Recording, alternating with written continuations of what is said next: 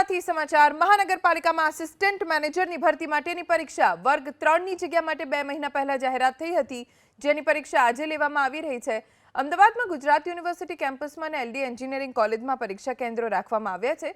Gujarat university દ્વારા પરીક્ષાનું સંચાલન થઈ રહ્યું છે।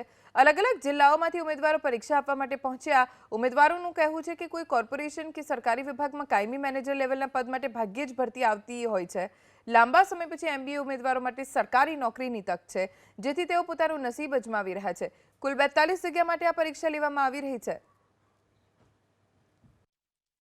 આ એક્ઝામ અમદાવાદ મ્યુનિસિપાલિટી કોર્પોરેશન દ્વારા આસિસ્ટન્ટ મેનેજરની એક્ઝામ રાખેલી છે અને હું જૂનાગઢથી આવું છું અને આ એક્ઝામ માટે એમબીએની રિક્વાયરમેન્ટ રાખેલી, એમબીએની ક્વોલિફિકેશન માગેલી છે અને આનો સમય ફોર્મ ભર્યાનો લગભગ 2 મહિના જેવો સમય થઈ ચૂક્યો છે અને આ એક્ઝામનો 100 માર્ક્સની એક્ઝામ છે, 90 મિનિટનો સમય આપવામાં આવેલો છે।